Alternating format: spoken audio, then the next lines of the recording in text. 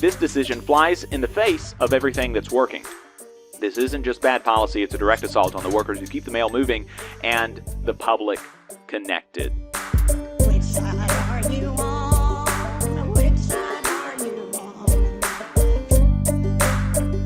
on? We do have a caller on the line. If you want to, if you would like to get where this caller is, you can also give us a call. The phone number is 844-899-TVLR.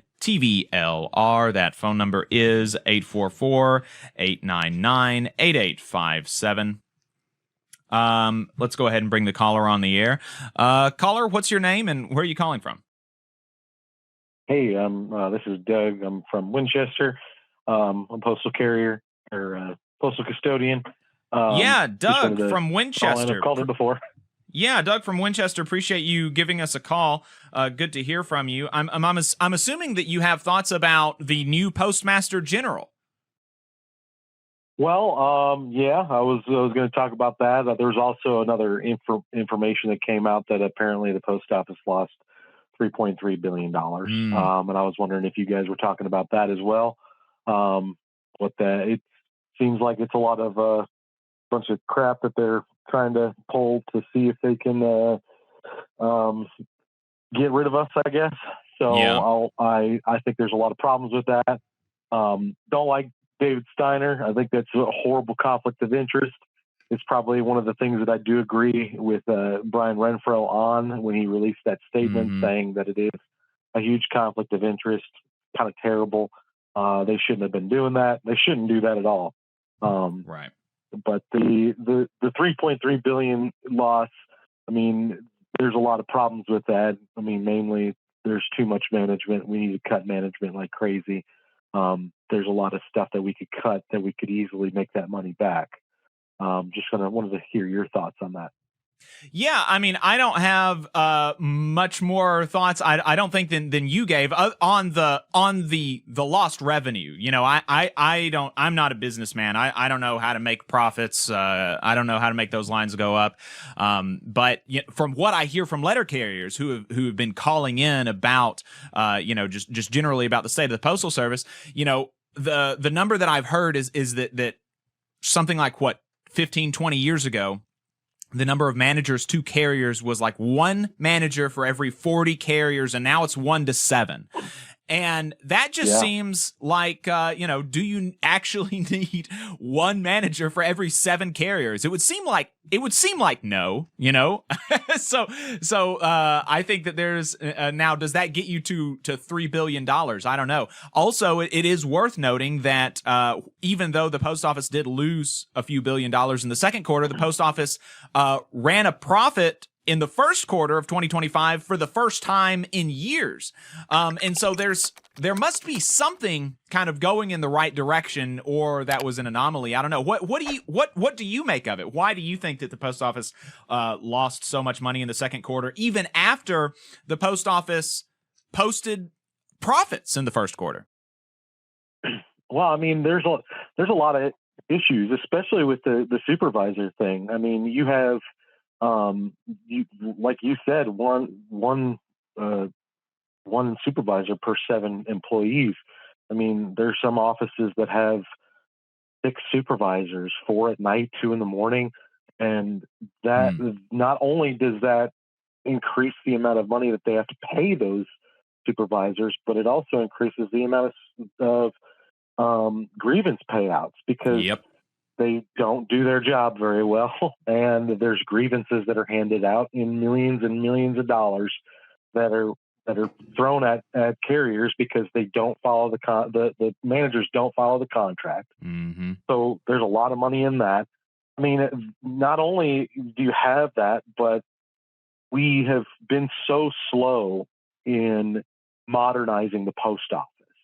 I mean, we have LLVs that are ancient, and it takes money to produce new vehicles for the fleet of vehicles, the largest fleet of vehicles. There's infrastructure that they have to put in. They're putting in. I mean, the scanners are not cheap. That infrastructure needs to be put in place. Building new facilities that are falling apart. Those S&DCs, as much as people don't like them, we need to get with the times, and it sucks that they can't build more to accommodate the rural areas, and they're making carriers have to go out of their way to go to these big offices and then drive miles and miles. But I mean, there's a lot to it, and it seems unfair that that's what people look at. They look at that revenue loss and they go, well, we need to get rid of the post office. We need to do something else with the post office. Well, it's a service. No one says anything about the military. Military always loses money, but no one says anything about that. Oh, yeah, for sure. I mean, and that is really a fundamental kind of poison, I think, that that has gotten into the American mind, that like everything has to post a profit. Like there's a societal good that is not measured by, does the post office like post a profit or not? Like that's not, you can't. It's not the end all be all. It's not the end all be all at all. And it's the post office is a great thing.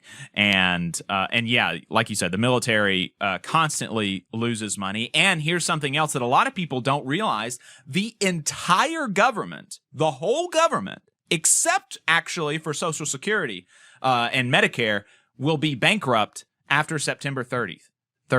There will be no money for the rest of the government. That's because they only fund the government, 1 year at a time, right? But but actually, and the post office, right? Because the post office doesn't need and doesn't take tax dollars to run most of the time. The post office is by and large self-sufficient. And so yeah, people just don't understand a lot of that. You had there were a couple of acronyms that you mentioned there that I wanted to make sure the audience understood.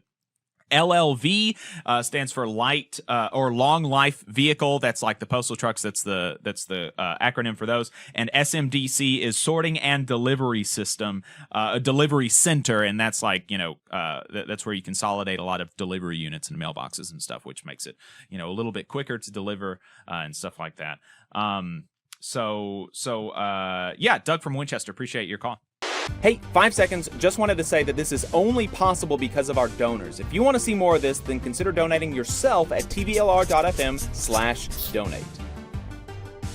David Steiner, for those of you who don't know, is a board member on the board of FedEx right now.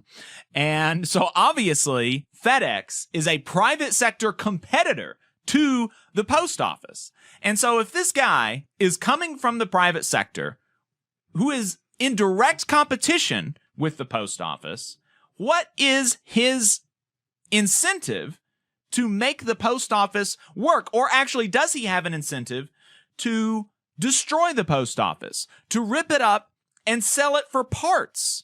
I think that is actually what this guy coming from the private sector has.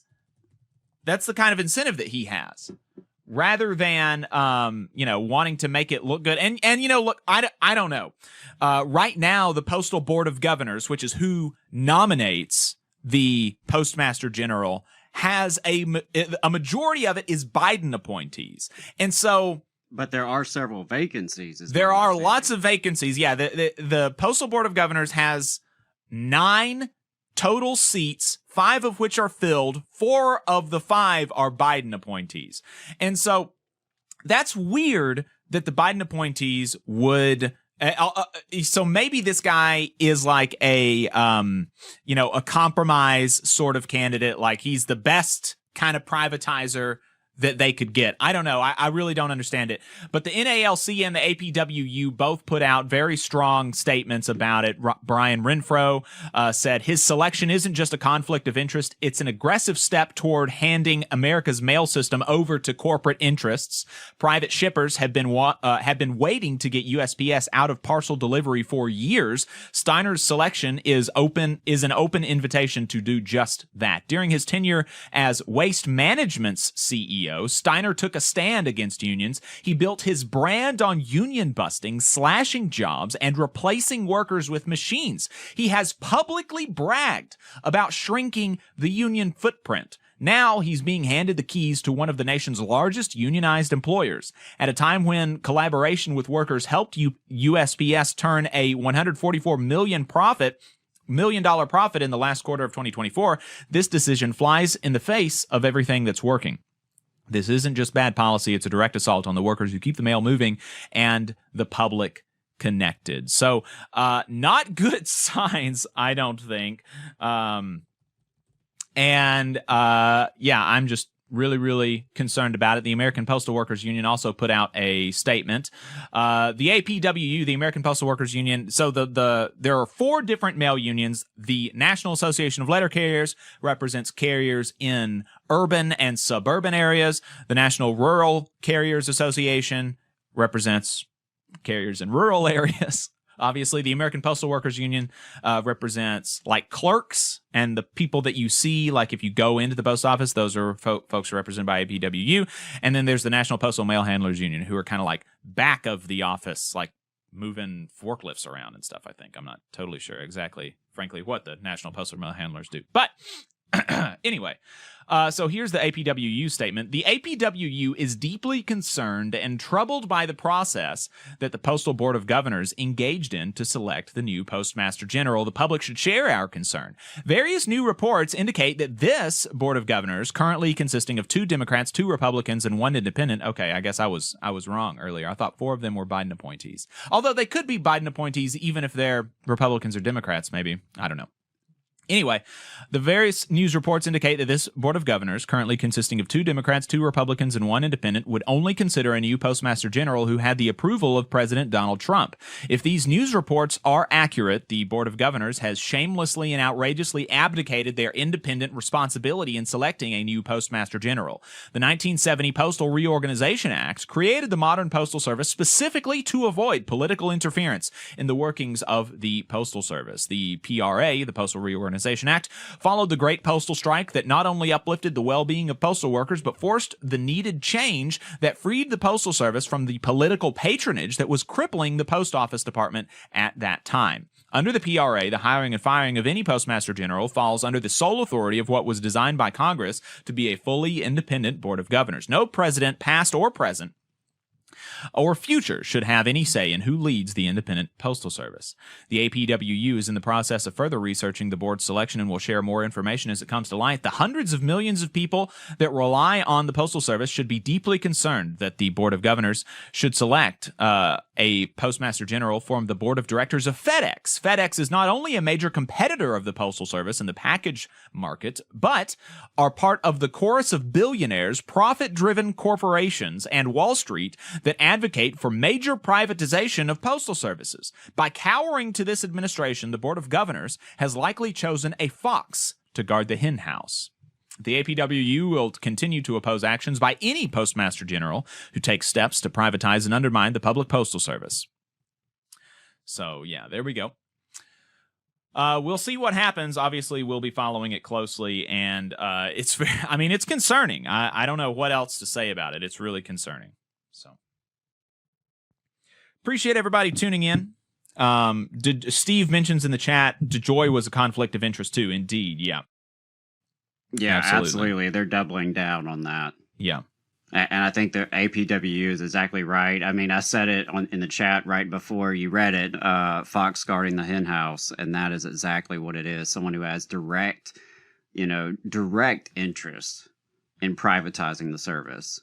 Very, very concerning. Yeah, a bad signal for what's ahead, and it's going to take a lot of activity from the union. So, we'll see what happens. But yeah, I hope to see APWU, the letter carriers, rural carriers, everybody needs to be working together at this time to put up a united front. Palace Real in the chat said, mail handlers process the mail that runs through the machines and usually ship out mail to local offices. So there you go. Thank you, Palace Real. Appreciate it. You just saw a clip from the Valley Labor Report. We are live every Saturday morning from 9:30 a.m. till 12:30 p.m. And we pride ourselves on keeping all of our content free to everybody so that we can talk to as many working folks as possible. If you support the work that we're doing, you think that it's important, you think that it's good, then consider making a monthly contribution to the project, and you can do that on our website, tvlr.fm.